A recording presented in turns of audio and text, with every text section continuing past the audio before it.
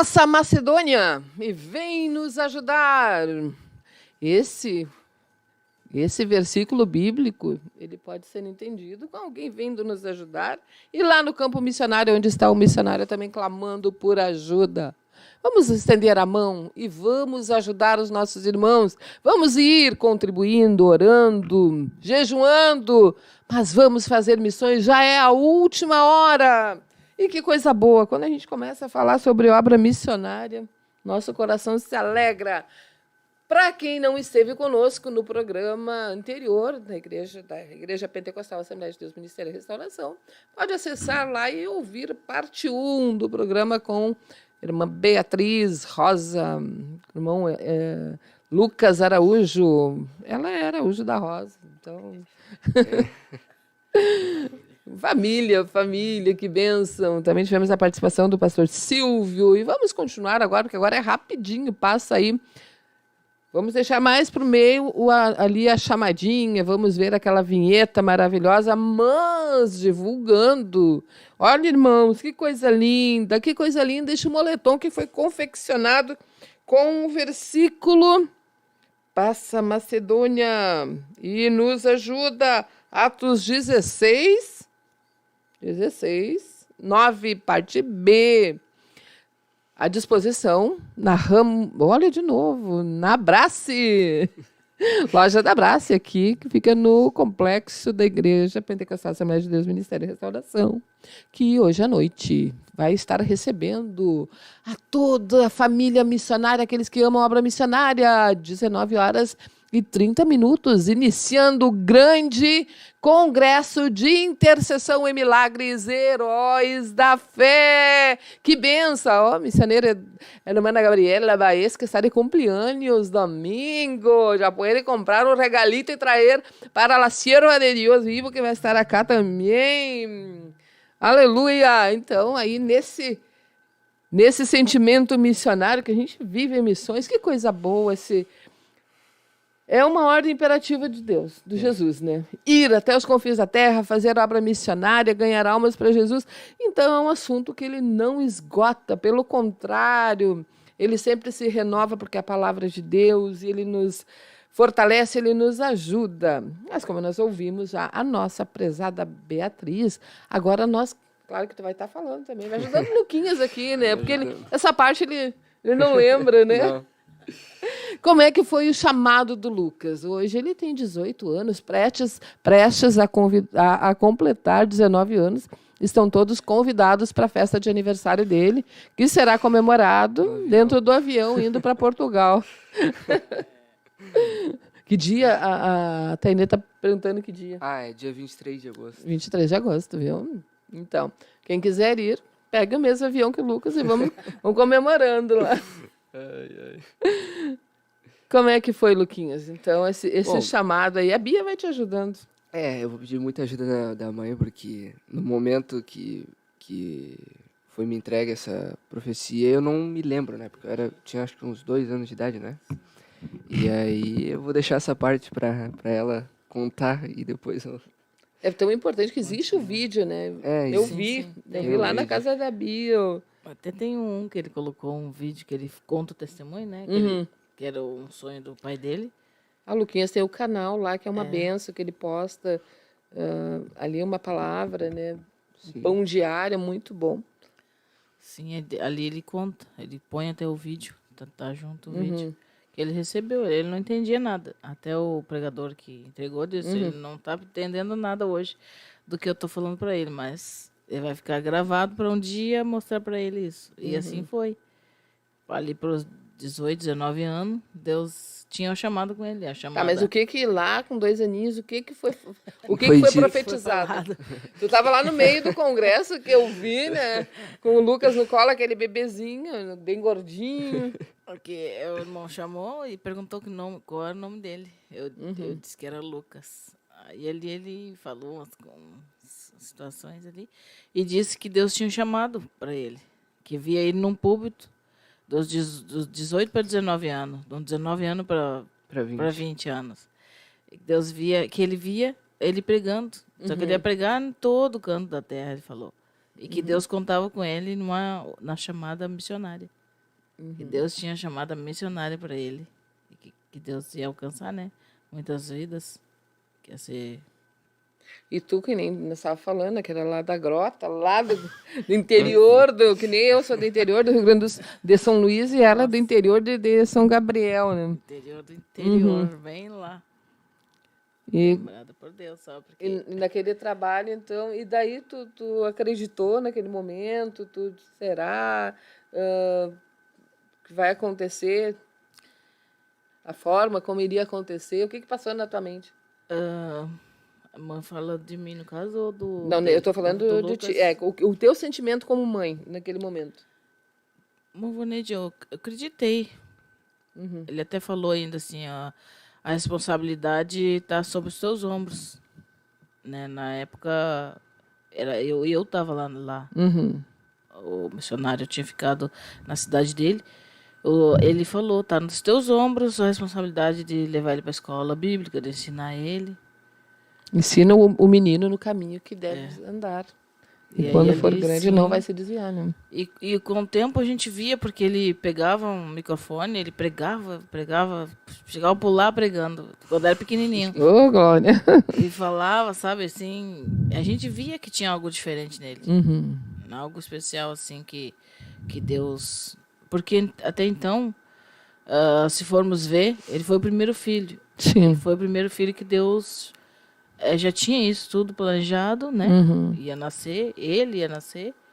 Então Deus tinha projeto, tem projeto com ele, eu acredito. Tenho visto isso em cada tempo que passa. Glória a Deus. Desde quando pequeno ele era na dele, não era muito Sim.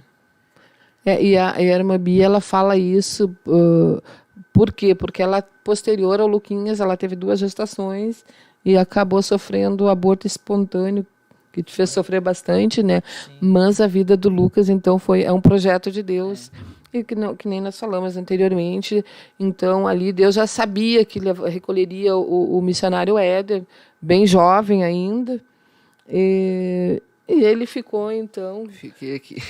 Ali, eu acho bem importante também, Bia, no momento da partida do missionário Éder, claro que não dá para contar em detalhes, Sim. mas pelo tempo, e até porque eles já contaram, mas aquele momento de dor, porque tu já havia perdido pai, mãe, irmão bem enfermo, e anos passaram e tu acabou perdendo, então, o esposo lá no campo missionário. Como é que foi esse momento e até a chegada de Deus começar a usar a vida do Lucas? Foi... É claro que, né, com a perda a gente teve os sentimentos, assim, tinha vezes que era difícil, mas a gente sempre dizendo, não, nós temos que, é o legado, deixou um legado, nós temos que continuar. O Lucas sempre teve essa vontade de ali, aquilo deu força para ele continuar, sabe, com garra, não desistir, porque via que o pai dele amava o que fazia. Até ele fez algumas perguntas para ele, ele até depois, certamente, se der tempo, ele vai falar, que quando o missionário perguntou para ele se ele amava, né, esse trabalho, porque ele amava, ele dava a vida dele, o prazer dele era sentar e falar da Bíblia, assim, era muito bom, sabe? Era muito... Ele gostava. Então, tudo aquilo que a gente via, não tinha como olhar e dizer assim, não tem como não seguir, entende? Não tinha como. É como o pastor Silvio falou, a gente se sente encabulado. É da maneira que Deus cuida, da maneira que Deus faz as coisas. A gente olha para nós e vê que nós não merecemos, mas vê o cuidado de Deus assim, e na trajetória, e às vezes ele dizia, mãe, eu vou orar, e Deus vinha e falava com ele na palavra, assim, como se estivesse falando com ele, assim, sabe? Tinha resposta para ele com Deus, na palavra, e aquilo alegrava ele, e claro que é uma etapa, né, Marivonete? É um passo de cada vez. Sim. Então, hoje, eu olho para ele e vejo, realmente, até hoje, ter chegado aqui, foi Deus. Não tem como nós olhar e dizer, meu Deus, parou ali, não seguiu, sabe? Era alguma coisa que Deus queria mesmo que a gente continuasse. É o legado. Sim. E como é que foi, Lucas, então, agora? Eu até, voltando nessa parte inicial, que a mãe estava contando sobre a mensagem que foi me entregue, né? Uhum. Eu até, depois de um pouquinho mais de idade, eu ouvi assim, e eu tava triste assim naquele momento. Eu falei, Deus, eu olho pra mim, eu não vejo assim uma desvoltura pra falar, pra pregar. E eu falei, Senhor, o Senhor ainda tem isso preparado pra mim? O Senhor ainda tem esse plano pra minha vida? Novamente eu peguei a Bíblia e eu falei, Senhor, fala comigo pela palavra. E eu abri a palavra e a palavra estava escrita assim: a palavra que eu lancei não volta para mim vazia. Ah, que coisa tremenda. E aí, quando eu ouvi aquilo, eu desatei a chorar. Teve E a convicção. eu disse, aquilo que Deus falou, Ele falou. E não foi o homem, foi Deus. Então, eu preocupado com a maneira que ia acontecer, se eu tinha capacidade de falar da maneira assim, certa. Deus simplesmente com aquela palavra fez eu me aquietar e saber que toda a capacidade vem dele. E o meu pai, a questão que a mãe falou da obra missionária, meu pai tinha certos momentos que eu tava no carro com ele, só eu e ele. E ele olhava pra mim assim, mais de uma vez isso aconteceu, ele olhava pra mim assim e fazia uma pergunta assim, filho, olhava nos meus olhos e perguntava assim, filho, tu ama o que o pai faz? Eu dizia, sim, pai, eu amo. E aí passava uns tempos, e de novo a gente estava assim, sozinho, ele olhava pra mim e perguntava, filho, tu ama o que o pai faz? Eu olhava pra ele e eu dizia, sim, eu amo. E eu nunca entendi porque que ele fez aquelas perguntas pra mim. Eu fui entender quando ele morreu. Eu vi um homem que, por mais da crise da pandemia, toda aquela crise que teve na Europa, tudo, qual as pessoas diziam, fique em casa, não sai de casa. Eu vi um homem sair de casa para levar a palavra, para ajudar o necessitado, os pobres de espírito. E meu pai estava indo lá, sabe? Então eu olhei para o amor que eu tinha pela obra missionária e eu pensei, perto daquilo que ele amava, meu amor era pouco, muito pouco. E eu tenho o privilégio de dizer que o meu pai não morreu no mundo das drogas, não morreu no mundo de bebedices. O meu pai morreu fazendo a obra de Deus. Então, eu me alegro em saber isso. Combateu o bom combate, né? Guardou a fé. E justamente esse vírus que acabou provocando o recolhimento do teu pai, né? É. E tu É ali, verdade. já tem 3 anos, né? Completou 3 anos, então tu tinha 15 anos, tu era um adolescente. Ainda era, mas Sim. agora tá mais... Mas esse menino com 15 anos era para te, de repente, ficar revoltado. Deus, como pode? Levou meu pai, ele te servia, ele era um missionário. Chegou a sofrer esse tipo de conflito? Muito, nossa. Na hora que eu recebi a notícia, né, a gente não esperava que a mulher que estava lá, a enfermeira que estava lá tentando ajudar ele a voltar, reanimar. A notícia que ela trazia, a gente não imaginava que era que ele tinha morrido. E quando veio aquela notícia, eu perdi as forças do meu corpo, eu caí no chão completamente assim, isolado, sem força. E eu perguntei para Deus, Deus fez tudo pro Senhor. Na hora veio uma revolta, porque eu sou ser humano. Sim. Veio uma revolta e eu falei, Senhor, por que o Senhor levou uma pessoa que estava fazendo a sua vontade ali? Mas ao mesmo tempo, eu e a minha mãe, a gente sentiu como se fosse uma anestesia. Naquele exato momento. Uma anestesia assim, ó. A dor que a gente podia ter sentido naquele momento era muito maior. Só que a gente sentiu uma anestesia assim, ó, de uma forma que, sabe, aquela dor estava ali, mas a gente não estava sentindo ela verdadeiramente. Passou-se os dias e muita tristeza, assim, a gente chorava, tudo, com saudade. Mas Deus falou, né, pra mim, seja forte e corajoso, não temas e não desanimes. Então, ser forte é por mais das batalhas, das guerras, é tu se manter no caminho. Então eu não podia arredar o pé. Eu tinha todos os motivos se eu quisesse dizer, meu pai morreu, eu não quero mais, vou sair da igreja, vou abandonar a juventude, vou desprezar talvez a obra missionária, porque o meu pai era missionário e morreu fazendo isso. Sim. E aí, só que, sabe, isso não existia no meu coração. Eu via como uma forma que, assim, eu tenho que lutar para chegar no lugar que ele está hoje.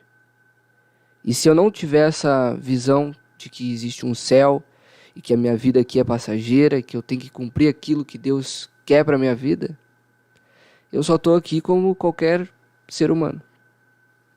Simplesmente por viver. Então, eu tenho que entender que eu preciso buscar a Deus todos os dias da minha vida, para um dia chegar lá onde Ele está. Exatamente isso que foi passado, né, Lucas? Assim, a tua mãe ficou lá firme, não recuou em momentos bem tristes da vida.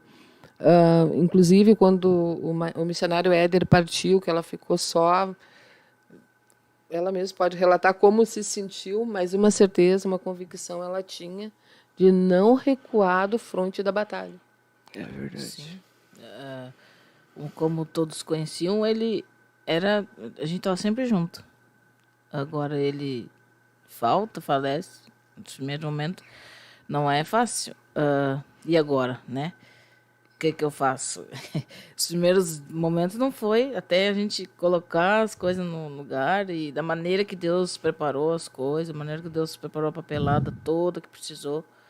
Entende? Tudo aquilo ali eu tive que fazer.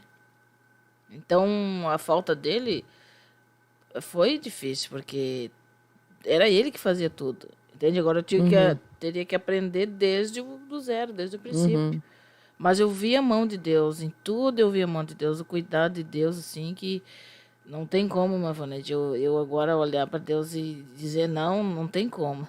Eu sou grata a Deus porque foi difícil, mas o Senhor sustentou em todo o tempo, sim. Sustentou em todo o tempo e teve ali, como ele disse, que estaria cuidando, que não era para temer e foi assim, Deus cuidou. E tem cuidado e vai continuar cuidando. Aleluia, que coisa maravilhosa. Vamos ver então a vinheta, Tainê? Aí, em seguidinha, a gente volta e vamos conversar mais um pouquinho. Nós temos alguns minutos ainda. Vamos ouvir mais sobre Lucas e Bia. Atenção, amados ouvintes! Vem aí! 23º Congresso de Intercessão Missionária e Milagres Heróis da Fé. Será de 7 a 9 de julho. Vai, Heróis da Fé. Programação: dia 7 de julho, sexta-feira, a partir das 19h30, abertura do grande congresso. Sábado, dia 8, durante todo o dia, jejum de batalha espiritual, com o tema Conquista do Mundo Espiritual no Fronte Missionário. 19 horas, congresso. A partir das 23h30, Vigília da União Feminina, com o tema Vigília do Avivamento. Dia 9, a partir das 14 horas, a tarde da chamada missionária. E a partir das 19 horas, encerramento do congresso. Vai, Heróis da Fé, o mundo inteiro te espera. Local: sede internacional do Ministério Restauração, Avenida Farrapos, 312. Acesso pela Voluntários da Pátria, 927. Vai, Heróis da Fé, e mostra tua coragem, levando esta mensagem até os confins da terra. Organize a sua caravana e venha! Deus tem uma obra missionária com você e a sua família. Heróis da fé, até os confins da terra.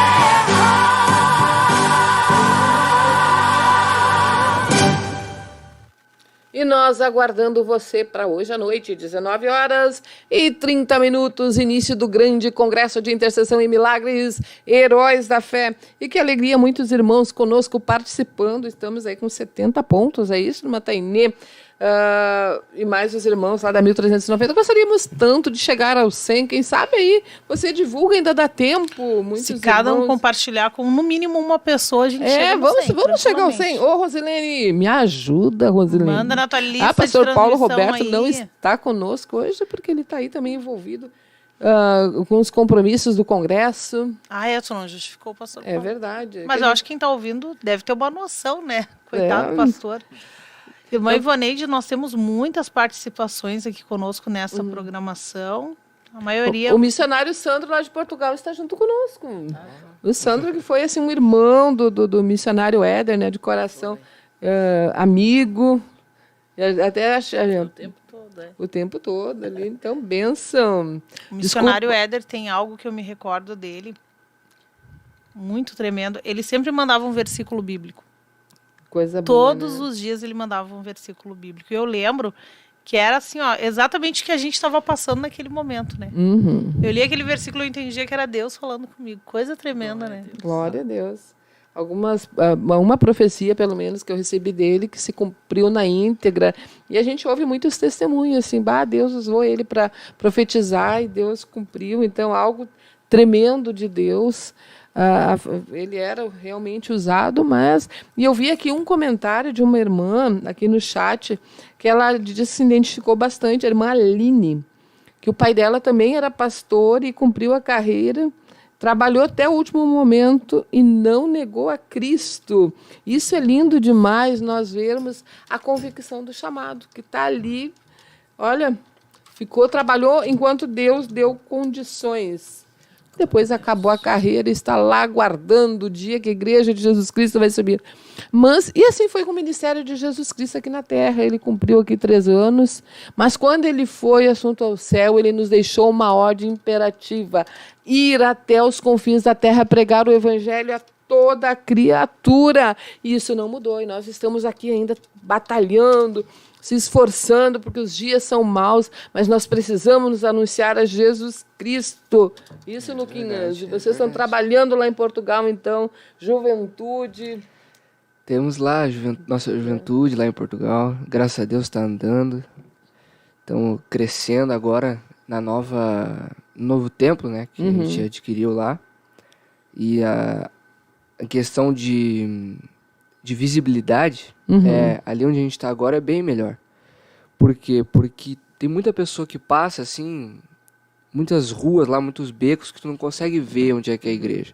Mas nós ficamos bem, assim, situados, assim, numa forma que dá para ver aquelas pessoas que estão passando ali. E é uma rua bem conhecida de Portugal. E graças a Deus, agora a gente está ali e a gente crê num crescimento muito maior agora. Em questão da juventude, em questão da união feminina, tudo. A gente acredita num crescimento que vai haver agora em Portugal. Não, já está tendo. Olha, que benção. Olha, faltam 24. Vamos lá, 2 minutos, dá para dar mais que 24 likes, 24 mensagens aqui. A Rosilene, começou a nos ajudar lá. Ô, Glória, que benção aí, Rosilene. Rosilene Locke, irmão do nosso amado pastor Remi Locke, diretor internacional, que vai estar conosco também aqui no Congresso de Intercessão e Milagres. Realmente lá ficava numa rua bem... Muito difícil. Quebra aqui, quebra ali, era difícil o acesso, mas agora Deus abriu a porta num lugar que fica ali, quem passa tá vendo. Quem passa vê, todo mundo que passa. Porque a entrada até ali tem bastante vidros. Então tu olha, aquilo chama atenção, porque um monte de pessoa ali dentro e tu vê uma igreja, assim. E não é comum, né, as igrejas evangélicas, por exemplo, lá em Santiago do Cacém, onde o missionário Éder pastoreou também, não tinha nenhum... o pastor Sandro, o Sandro Machado, ele também, né? Só tinha a única igreja evangélica que tinha e tem lá hoje, uma cidade milenar, é Ministério Restauração, Projeto Heróis da Fé. É verdade. É uma das cidades, acho que mais antigas de Portugal, se eu não me engano. Sim. E a primeira igreja que teve ali foi a nossa. Ah, que coisa linda. Então, Deus expandindo, Deus vai fazer muito mais ainda nos 4 cantos da terra. E você faz parte dessa história também, aí que está investindo em almas, que está ofertando, que está trabalhando. A gente pode, pelos olhos da fé, humanamente, os nossos olhos naturais não dá para dimensionar, mas pelos olhos da fé a gente vê aí Deus fazendo coisas maiores ainda, né, do que a gente tem presenciado. A gente... Acabou? Acabou. Olha, tem uma notícia extraordinária para você. Quem não sabe, hoje à noite, 19h30, vamos estar aqui aguardando você. A Beatriz e o irmão Lucas vão estar aqui, vocês podem conversar com eles, vocês podem tirar dúvidas, perguntar aquilo que não foi falado, que você pode falar. É bênção de Deus. Olha aqui, ó, a Rosilene. Não, tu é um exemplo para mim, Rose. Ela chegou a logar em 2 e-mails para poder dar lá o like, poder divulgar. Que maravilha. Olha, ficou faltando 20. Mas...